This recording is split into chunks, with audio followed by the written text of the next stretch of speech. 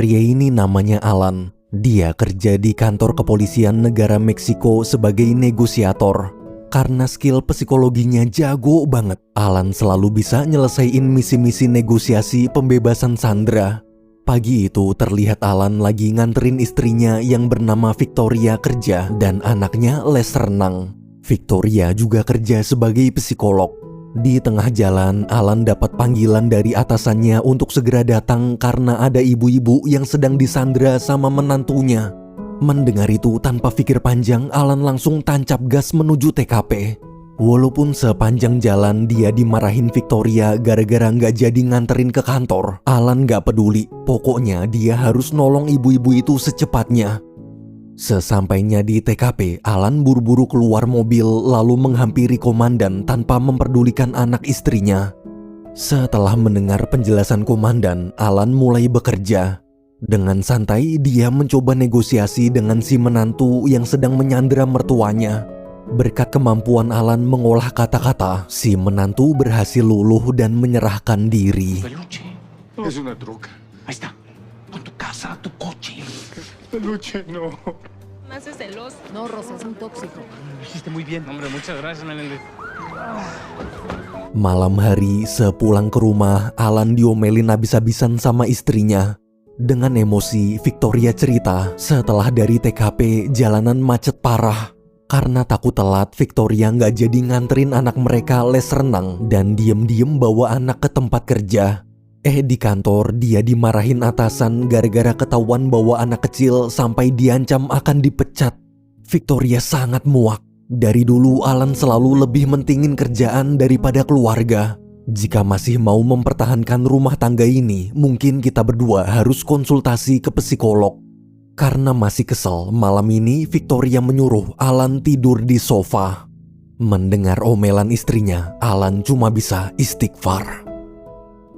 Esok pagi di dapur waktu ngopi, Alan ngeliat Victoria lagi asik bercanda sama instruktur senam barunya. Agar tak terjadi perselingkuhan, siangnya Alan terpaksa menuruti permintaan istrinya semalam. Dia mengajak Victoria pergi ke psikolog. Di sisi lain terlihat Presiden Meksiko lagi teleponan sama selingkuhannya ngajak ketemuan di apartemen. Sesampainya di apartemen, waktu baru buka pintu kamar, tiba-tiba Presiden ditodong dan disandra. Sorenya saat Alan dan Victoria konsultasi ke psikolog, bukannya koreksi diri, tuh bocah berdua malah saling salah-salahan satu sama lain. Sambil marah-marah, Victoria ceritain semua unek-uneknya. Di tengah perdebatan, mendadak Alan dapat telepon dari penculik Presiden. Si penculik memberitahu sekarang dia sedang menyandera Presiden di salah satu kamar apartemen. Dengan sigap Alan langsung berangkat kerja meninggalkan istrinya. Setelah Alan pergi, Victoria dapat telepon dari instruktur senamnya. Sambil ketakutan, si instruktur memohon agar Victoria mau datang ke apartemennya sekarang juga. Dia sedang ada masalah. Setelah dapat alamat, Victoria yang khawatir pun segera ke sana. Namun saat sampai, dia ditodong. Ternyata apartemen itu adalah apartemen tempat Presiden disandra. Si instruktur ikut disandra juga dan dimasukkan ke kamar Presiden. Sekarang total jadi ada 4 sandra. Presiden, selingkuhan Presiden, instruktur, dan istri Alan. Di sisi lain, setelah Alan melaporkan tentang telepon penculik tadi, tim khusus kepolisian langsung bergerak. Esta es una operación hendido. Tráigame una silla, ¿no?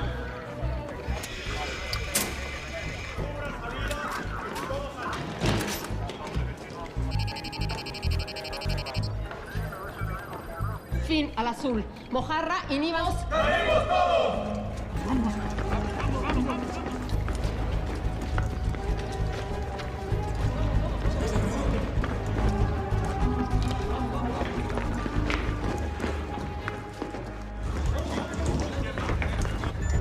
Inhibidor colocado.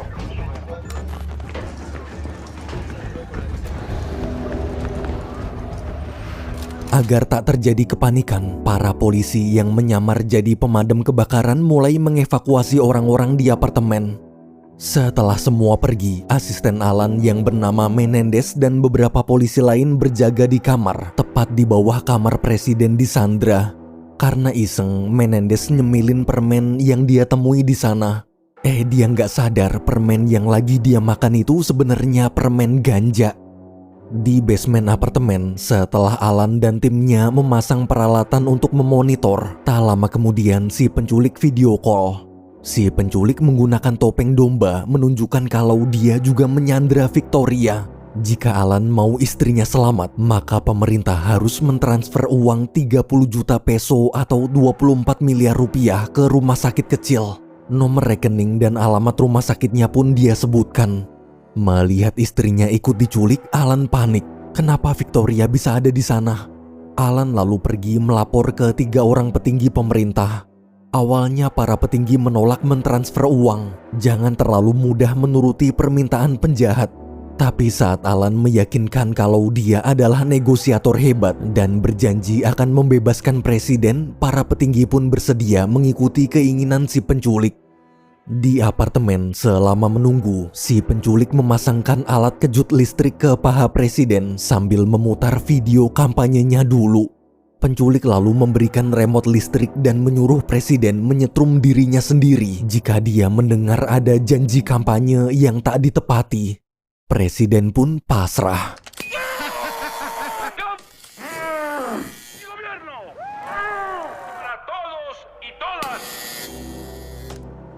Beberapa menit kemudian, Alan kembali ke basement apartemen.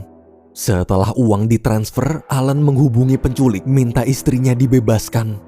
Melihat ada seorang wanita keluar dari apartemen, Alan yang mengira istrinya sudah bebas pun lega. Tapi ternyata wanita itu selingkuhan presiden. Dengan santai, si penculik bilang dia akan membebaskan Victoria asalkan pemerintah mau mentransfer uang 30 juta peso lagi ke sekolah. Alamat dan nomor rekening sekolahnya dia sebutkan. Sebelum telepon ditutup, tiba-tiba si penculik memanggil Alan dengan sebutan sayap kecil. Mendengar panggilan itu, Alan lemas. Kini Alan tahu siapa si penculik. Dia adalah sahabat Alan yang bernama Vicente. Alan lalu cerita ke komandan, dulu dia dan Vicente pernah bekerja satu tim di divisi kepolisian khusus pemberantas teroris. Vicente jadi sniper, Alan jadi negosiator. Suatu hari ada kasus teroris menyandra bis sekolah. Berjam-jam Alan berusaha bernegosiasi tapi gagal. Vicente yang tak sabaran malah mengheadshot si teroris hingga tewas. Tepat saat ditembak, si teroris refleks menekan bom. Akibat kejadian itu, seluruh siswa dalam bis meninggal. Vicente pun dipecat dan dipenjara. Setelah cerita, salah satu staf menunjukkan postingan video Vicente bersama istrinya di sosial media 2 tahun lalu. Dalam video itu, Vicente curhat kalau pemerintah telah menonaktifkan BPJS gratis untuk istrinya dengan alasan penghematan anggaran negara. Padahal istri Vicente sakit kanker dan harus rutin kemoterapi. Ternyata istri Vicente sekarang telah meninggal. Rumah sakit yang menerima uang dari pemerintah barusan adalah rumah sakit tempat istrinya dirawat. Alan pun tak bisa berkata-kata. Hatinya benar-benar perih ketika tahu hidup sahabatnya sangat menderita. Ia lalu menghubungi Vicente. Dia minta maaf, seandainya mereka bertemu lebih awal, dia pasti akan membantu pengobatan istri Vicente. Alan harap sahabatnya itu mau menghentikan semua ini. Namun Vicente menolak dan malah menyuruh jika Victoria ingin bebas, bawakan dia poligraf atau alat tes kejujuran secepatnya. Alan pun menceritakan kondisi terbaru pada 3 petinggi. Sebagai negosiator, Alan menyarankan lebih baik kabulkan dulu permintaan Vicente. Para petinggi menjawab mereka akan mentransfer uang ke sekolah tapi tak akan memberikan alat poligraf. Soalnya presiden ada di sana. Bagi seorang pejabat politik, alat tes kejujuran adalah alat berbahaya. Jika alat itu digunakan ke presiden lalu segala kebohongannya selama ini terbongkar, maka reputasinya di mata masyarakat akan hancur. Alan di situ frustasi, kenapa para petinggi justru mempersulit proses negosiasinya. Di tengah keputusasaan, putri Alan menelpon dan bertanya, kapan ayah ibu pulang? Mendengar suara putri kecilnya, Alan menangis. Ia tak bisa membayangkan bagaimana wajah sedih anaknya jika Victoria sampai jadi korban. Setelah menutup telepon, diam-diam Alan nekat mengambil alat poligraf di mobil komandannya. Agar tak dicurigai, dia memasukkan alat itu ke kotak pizza, lalu minta tolong salah satu staf mengirimnya ke tempat penyanderaan. Di sisi lain, di kamar, Victoria yang ketakutan minta instruktur membantunya memohon pada Vicente. Mendadak si instruktur berdiri dan melepas ikatannya. Sambil tersenyum licik, dia menjelaskan selama ini dia pura-pura jadi instruktur Victoria untuk memata-matai Alan. Tak lama kemudian alat poligraf datang. Vicente lalu memasang alat itu pada presiden. Instrukturlah yang merekam. Setelah kamera menyala, Vicente mulai menanyakan korupsi-korupsi apa aja yang pernah presiden lakukan. Bila berbohong, maka alat poligraf akan berbunyi. ¿Qué quería hacer usted de grande? Presidente. A la chingada. ¿Para que hablara con tu perro muerto? Lo repartí, hay que engrasar el sistema. ¿Cuándo fue la última vez que viajaste? 50 millones de dólares. ¿Te compró tu prestanombres? Un hombre poderoso. ¿En tu periodo presidencial? 3 veces. Coronado, mi ex chofer, Augusto. Beberapa menit kemudian, Vicente kembali membebaskan sandera kedua, yaitu si instruktur. Ketika Alan bertanya apa yang terjadi di dalam, instruktur bilang dia nggak tahu apa-apa karena tadi dia dikurung di kamar mandi. Alan pun protes ke Vicente kenapa bukan istrinya yang dibebaskan. Di tengah obrolan, Alan minta bicara dengan istrinya sebentar. Saat bicara, Victoria hanya berpesan tolong jaga pamannya. Alan pun bingung, bukannya paman Victoria sudah meninggal. Karena sadar kalimat itu adalah kode, Alan segera memberitahu komandannya. Dengan sigap, komandan langsung membius instruktur, lalu menggeledahnya.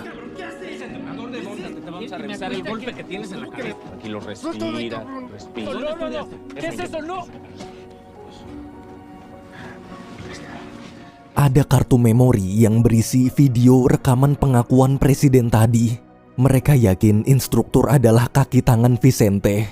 Karena polisi mematikan sinyal dalam gedung, Vicente sengaja mengeluarkan instruktur agar bisa memposting rekaman video itu di sosial media.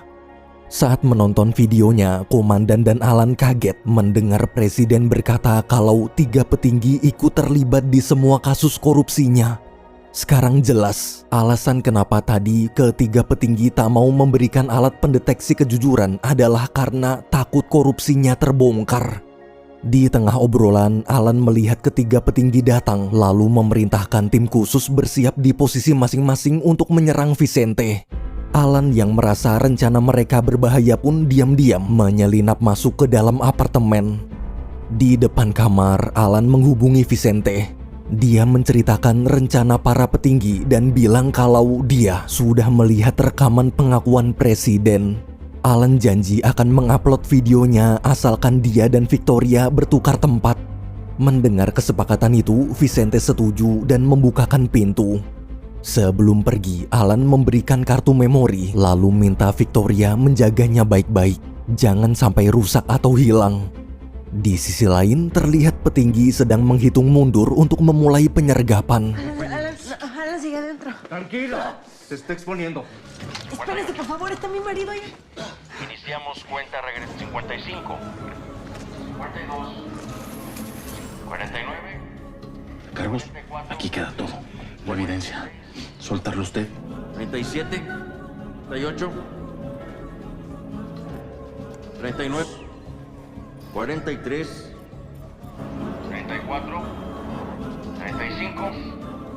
¿Grabó con esto? 27.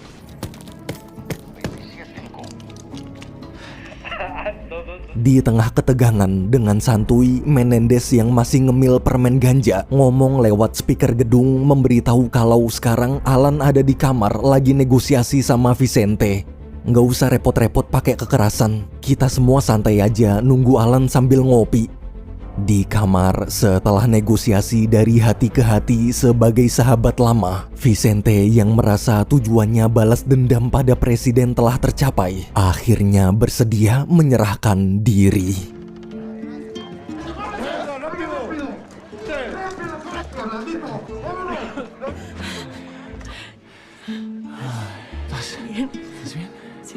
Ay, sí, también. Sí te creo, ¿eh?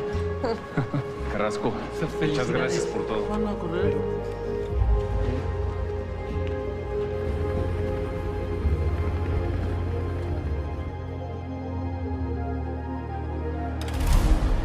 Empat bulan kemudian di penjara, terlihat video tentang pengakuan korupsi presiden viral di internet sampai diliput di berita TV. Alan berhasil menguploadnya diam-diam. Masyarakat pun heboh hingga demo besar-besaran menuntut presiden diadili. Di berita juga ditunjukkan kalau orang yang merekam video itu adalah Vicente. Seluruh tahanan yang menonton beritanya langsung bersorak mendekati Vicente, sang pahlawan negara.